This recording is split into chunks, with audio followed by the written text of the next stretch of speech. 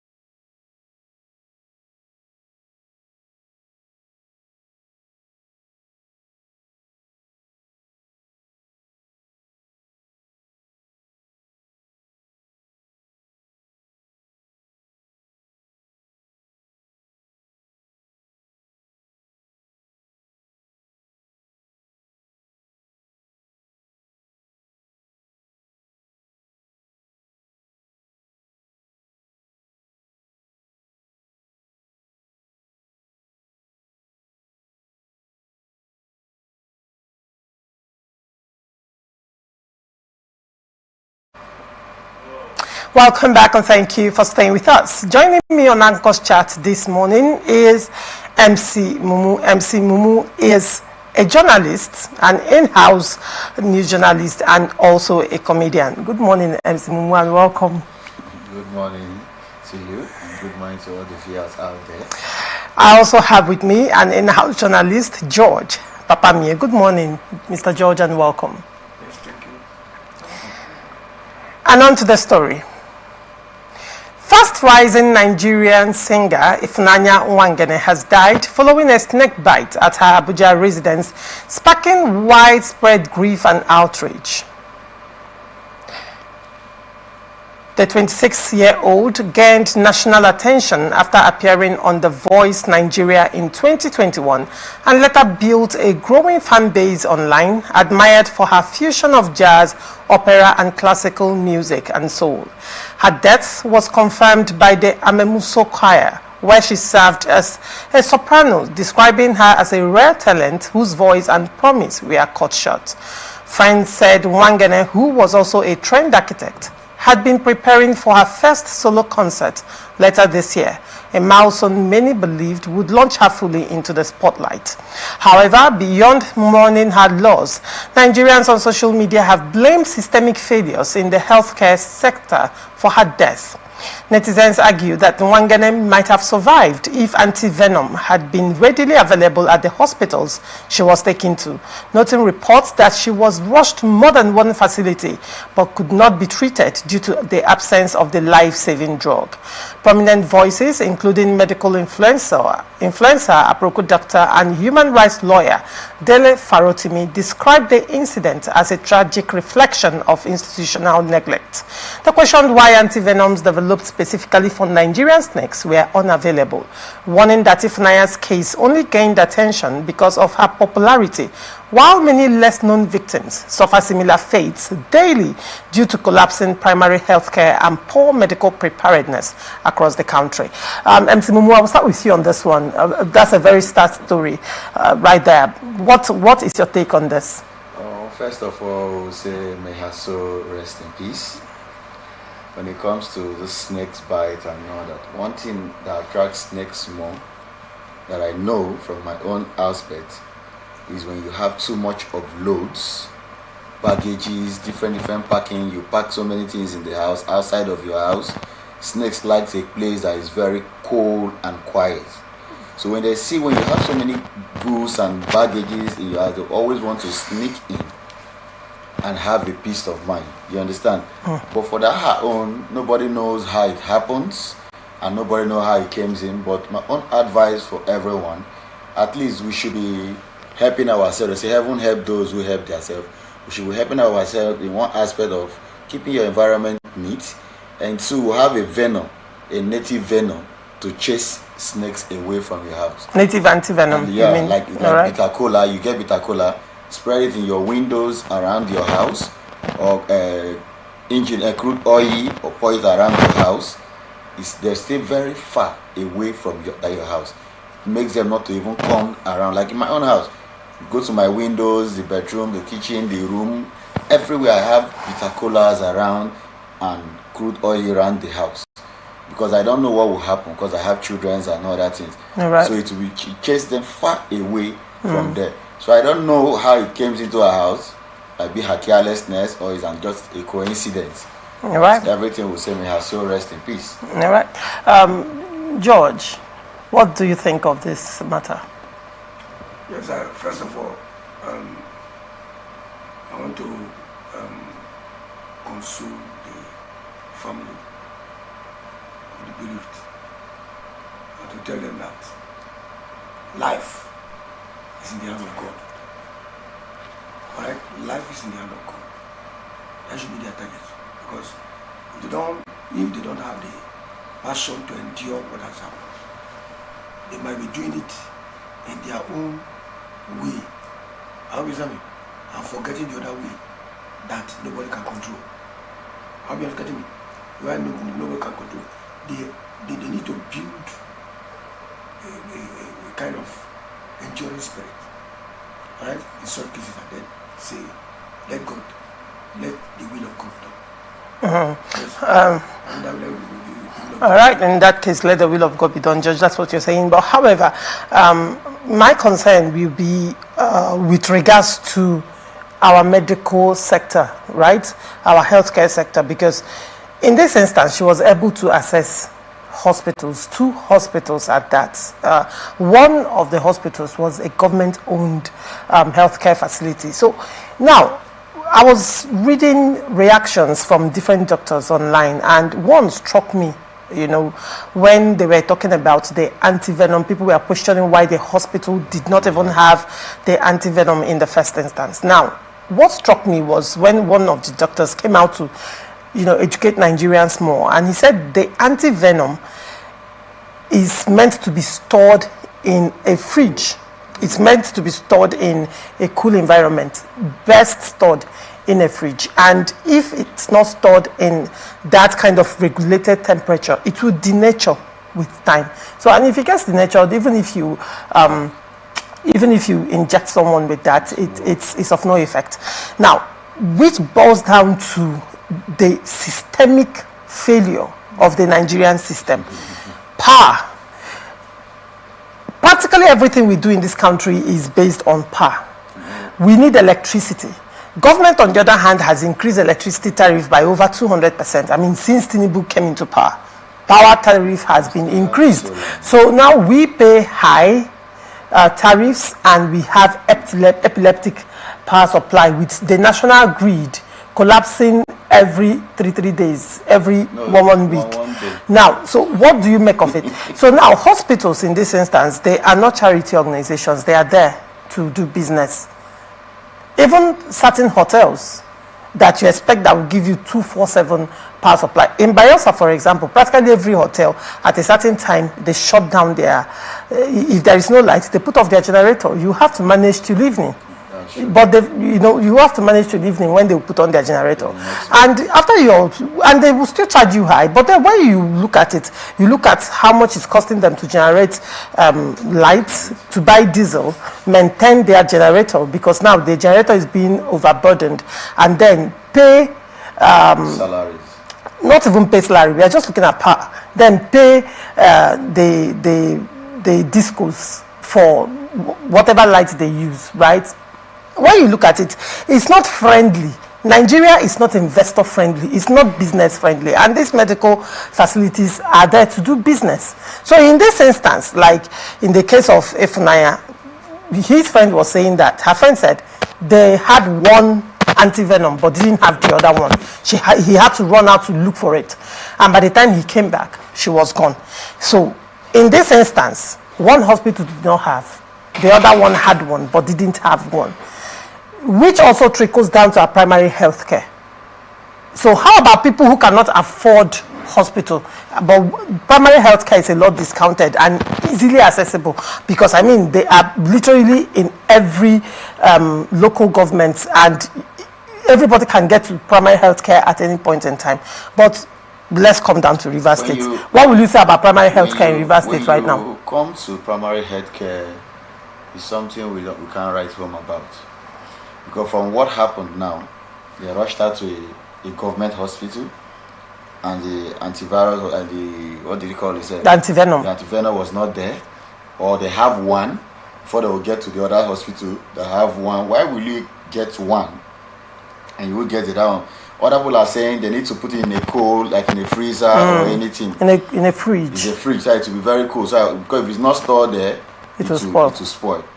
One thing about Nigeria, we like learning from mistakes. That's one thing about us.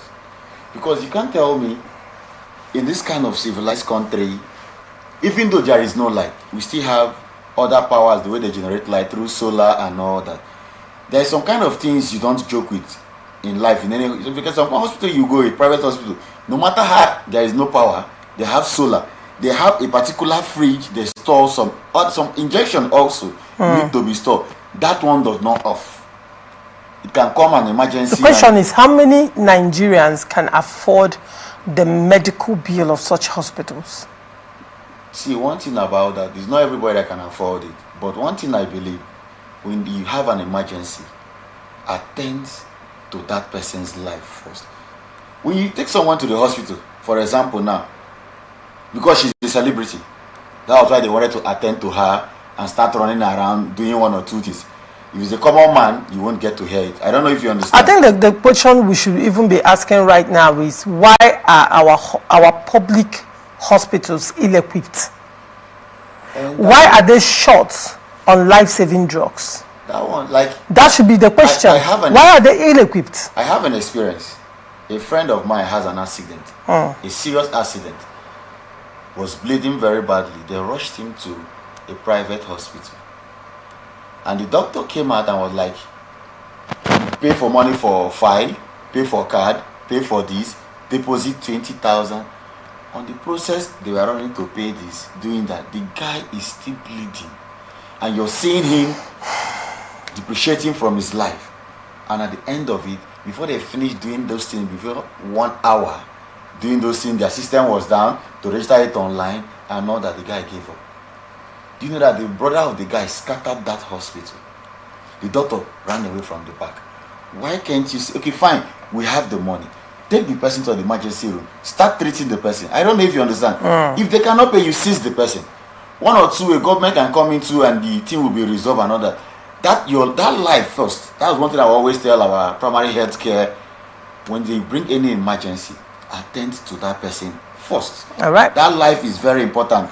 But for me, there is one mistake they make also. Before taking her to the hospital, that's why we have something they call first aid. Everybody needs to have first aid. No, in this case, there was the local first aid. There was a tourniquet tied to her leg. She got to the hospital. No. They removed the tourniquet. Meanwhile, there was no proper they said they put her on drip. Fine, Is that the antivenom? That one you can tie when it hits you. Yeah. Snake bite does not take up to 20 minutes. It kills you when it gets straight to your chest. Once it bites you, that time you will be struggling before you lift to band your leg. That might have gone up already. But the first thing she would have done, if she has red oil in her house, she would have drank it. Well, she doesn't know. And let us Then not. if you have a bitter cola, you would have eaten that one.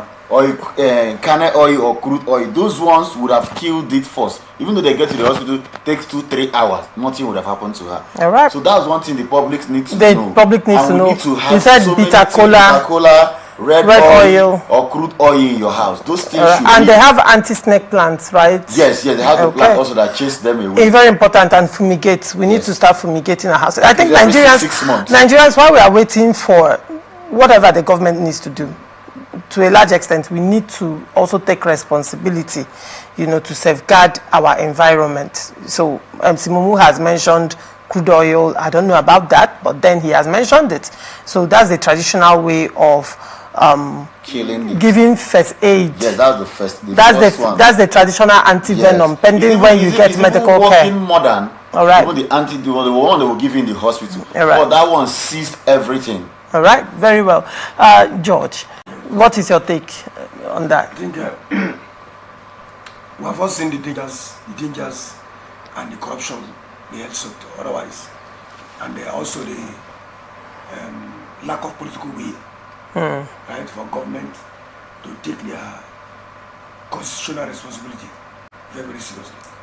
You owe to protect lives and property, and in the course of protecting the lives of property, you know that the health sector is one of the areas that goes with our lives. Okay, our health system need to be improved, and more importantly, orientation. Our people need orientation.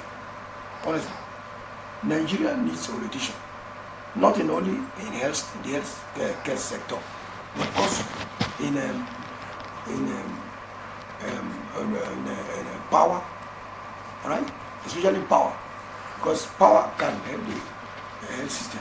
If the power is not there, how will the health system work?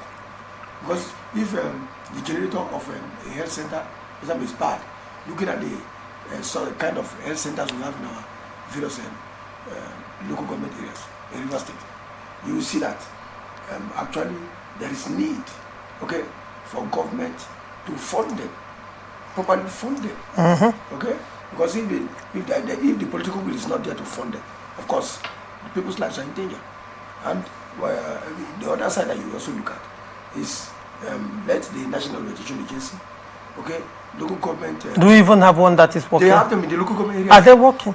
No one is working. National Orientation Agency, is that an agency that is functional? You enlighten the people on how to safeguard their environment, okay? And the sanitation exercise, those who take it as something very, very important. No. It's important there, but they don't participate. Okay, participate. I do sanitation every month. I do it. You're right. Okay, so it should be a practice. It should be a lifestyle. Right. It helps for you to know. You examine not only where you're staying, your environment. What is creeping in your house? What is creeping in your environment? You need to know it. All right, very If well. you don't know it, such things might come in and take solace, all right? And in the other way, it might, because these animals, when they enter your environment, they want to dominate. And that reminds me, for houses, Mr. George, for houses that have a lot of snakes, Yes. sorry, a lot of rats, Yes. a lot of, it's very important, a lot of rats. They say rats attract snakes. That's true. A lot. So now that is why, like Mr. George said, sanitation. These things are some of the things that we may not take serious at the end of the day. Affects us, right? You come to a house that is rodent infested. You come to a house that the sockaway is not properly closed. These are hiding places for snakes. Don't forget about this issue of snake bite, fatal snake bite had happened sometime, was it last year or last 2 years, when a huge snake was hiding inside a lady's toilet and that killed her, you know, when she went to use the convenience. And we've seen stories of snakes hiding even in AC. Through that, you know, the AC, that hole where they connect the pipe outside. These holes, when they are not properly covered, any hole in your house that is not properly covered can be an opening for snakes to come in. And when you have a house that is infested with rodents, especially rats, these can also, you know, open doors for snakes to come in. And this is where fumigation comes in, and it has to be taken seriously. Nigerians, we have to just take something seriously. When it comes to that snake aspect, if your house is tiled, when I mean tiled, not like normal tiled floor, yes, if you tiled your house, the snake, before the snake will even move from that place to where you are, is a very difficult thing, because it can't move in a tiled. But it can crawl through the wall. Yeah, through the wall. You understand? Maybe she walked towards where she said she was sleeping and she felt pain, and when she woke up, the snake was just by her side. By her side. Yes. So these things happen. The thing is, we are looking at prevention of it not repeating itself anymore. The local antidotes that we can use for now. Nigerians have heard MC Mumu. MC Mumu, repeat those antidotes again, please. The antidotes I said to prevent it. One, we have a flower that chases anti-snake flower. Anti-snake flower. Okay. Then you should have oil in your house. What kind of oil? Red oil, palm oil. You should have crude oil in your house, and you should have bitter cola. All right. Those things are very, very necessary. Once that snake beats you, I think she should take that crude oil. My brother, even though without getting to the hospital, she will be fine. Or chewing that bitter cola. And once there is bitter cola on your windows, your toilet, in your house, from far away, the snakes will know that this place is no-go area. Oh, interesting. You can't even come there. Okay. That's just all right. That is Mr. MC Mumu has given us a local way of prevention and first aid in case of snake bite. And Mr. George is coming from the angle of prevention, you know, fumigation, sanitation. And I am hitting heavily on the government. You understand, with respect to epileptic power supply and ill-equipped medical care centers, healthcare centers and hospitals, and these things need to be attended to. So while we are waiting for the government to do what they need to do, I think Nigerians, we should also take care of our own end. My heart goes out to the family of the young ladies. Tomorrow promises to be much more interesting, because I have a feeling that tomorrow is going to be hot. We are going to discuss it at home tomorrow. MC Mumu has a very, very interesting and controversial position on this matter that I want the world to hear. MC Mumu, are we going to sit? We are not discussing it at home today. We'll discuss it tomorrow. Sit at home. Sit at home is a matter we need to treat. Not with caution, we need to treat it. All right, remove the caution. Okay, very well, our viewers, you've heard him. Tomorrow, stay glued to us by the same time tomorrow. We are going to look at sit at home, especially using Anambra State as a case study. I mean, the debacle between the Anambra residents, the IPOB, and the Anambra State governor. And then moving forward, this is where we wrap it up on this episode of Anchor's Chat. We'll go on a short break, and when we come back, open conversation kicks off. Do not go away. Thank you so much, MC Mumu, for coming. Thank you so much, George, for coming. It's a pleasure having both of you this morning. And see you same time tomorrow. All right. Bye for now.